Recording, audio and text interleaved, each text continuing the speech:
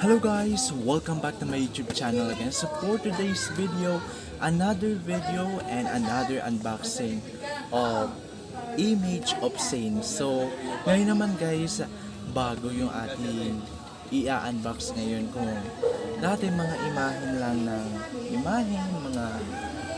mga poon.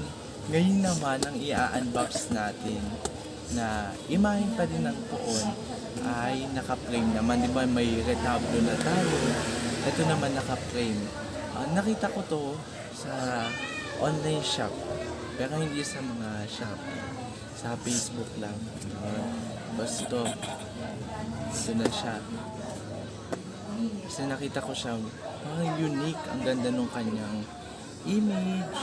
At kaya nandito na din yung ating image of Our Lady of Fatima, kasi imahen din naman yun ng Our Lady of Fatima, na kung saan ito ay ang nasa paanan ng mahal na Birheng Maria ng Fatima ay ang tatlong bata na kanyang pinakitaan, na si Lucia dos Santos at ang kanyang pinsan na si Francisco at Jacinta Marto. Ayan, sila yung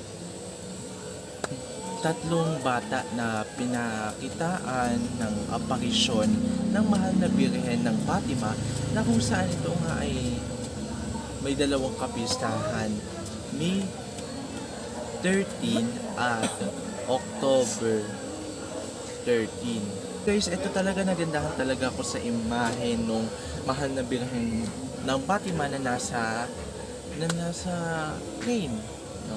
Ito unique talaga siya kasi para siyang tiles, yung gano'n. Ito na siya guys.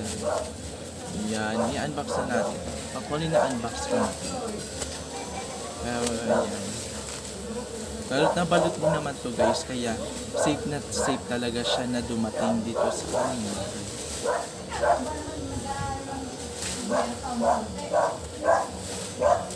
Din, ayan, nakikita nyo na nga siya.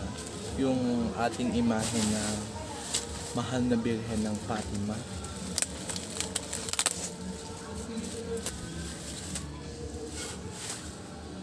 Ayan na siya guys. I-zoom in. So ito, Our Lady of Fatima with heart. Parehas lang din naman yan guys. Ayan. Si Francisco, si Lucia at si Jacinta. Ayan. Ayan. Sila yung pinakitaan nung Our Lady of Fatima. Ayan, ang mahal na Birhen ng Fatima ng Cubadairia. Ayan. So, ang pinakitaan naman ng Our Lady of Lourdes ay si Saint Bernadette. Isa siyang nurse, diba? Ang pinakitaan naman ng aparisyon ng mahal na Birhen ng mapaghimalang medalya ay ang pinagpakitaan nga ng aparisyon ng mahal na Birhen ng Milagrosa naman ay si Saint Catherine Labore, na kung saan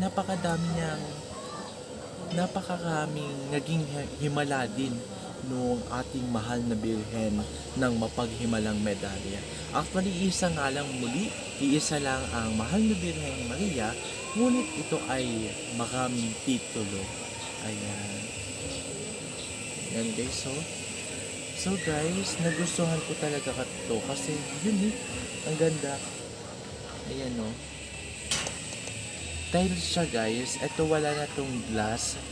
Kasi ang pinakababasagin talaga dito ay ito. Naka-imprenta siya guys sa tiles, which is maganda siyang dumating. Tingnan nyo guys ha. Wala siyang kaskas. Yung mga dulo-dulo niya, wala siyang kaskas, malinis sa dumating. At saka, kahit hawak-hawakan mo siya, hindi siya nagpe-fade. At saka malinaw yung kanyang imahen nung ating Our Lady of Fatima with the heart. So, ayan. Para tong replica, kumbaga, ng aking Our Lady of Fatima with rosary, guys. Actually, alam niyo na din naman to, nakita niyo na din naman to na i-unbox natin. Kaya tayo naka-white niya. Kasi puti ang suot ng mahal na Birhen ng Fatima, magputi din tayo. Ayan guys, so actually guys, ang pinakamahalaga naman talaga sa ating pang-araw-araw na pamumuhay bilang Katoliko ay ang pananalangin. Ayan. Katulad ng mga batang ito, ayan, kung ating pagninilay-nilayan at ating babasahin, panonoorin sa YouTube ang istorya ng mahal na Birhen ng Fatima ay napakaganda talaga kung paano nagkaroon ng kapayapaan, no?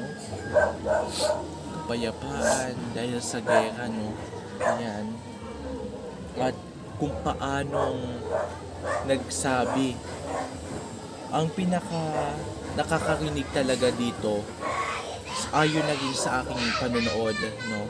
Ang nakakakita at nakakarinig talaga sa mahal na Birhen ng Fatima ay si Lucia. At sinabi ni Lucia, may nagtanong sa kanila kung si Francisco ba ay makakarating sa langit. Ang sinabi ng mahal na Birhen ng Fatima ay kinakailangan niya pang mas lalong paigtingin o mas lalo niya pang pag-igihan ang pagdarasal ng Santo Rosario. Diba guys? Ganun kahit ganun kakumponta ang mahal na Birhen Maria. At siya talaga ang ating patnubay, no? Sa kanyang sa ating pagdulog at makapangyarihan talaga din ang pagdarasal ng Santo Rosario, diba? Ayan. Hindi lamang siya isang disenyo, kundi isa rin siyang gabay patungo sa kalangitan. Napakaganda talaga ng ating imahen ng mahal na Birhen ng Fatima, ang Our Lady of Cobada area. And guys, so malinaw at maganda. So guys, gustuhan ko talaga to kasi yun ang ganda.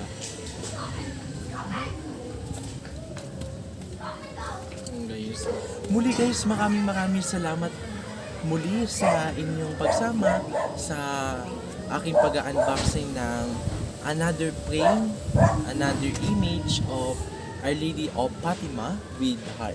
Ayan. So ito yung ating Our Lady of Fatima triptych.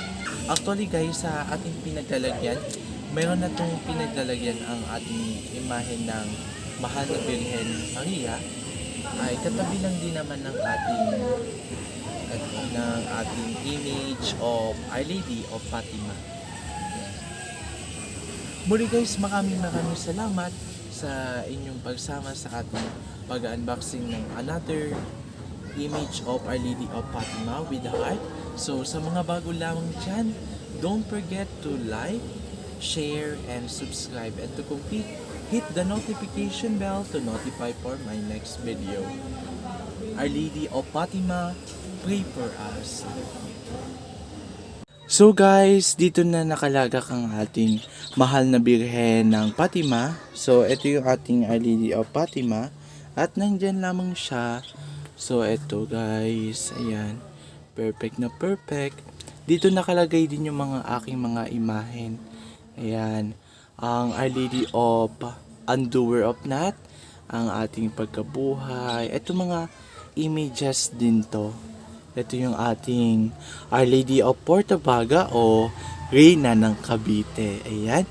Ang aking ka-birthday na si Padre Pio, May 25 ang kanyang birthday. Ito naman si Saint Jude Tadeus, si Saint Vincent Ferrer. Dito yung aking mga imahen at dito yung aking Our Lady of Fatima. So ayan, sealed yan guys. Ayan. Hindi talaga siya tatanggal kasi pag natanggal to, iningatan din natin kasi baka mabasag pag nalaglag. Guys, so, yung ating Our Lady of Fatima na 3-feet.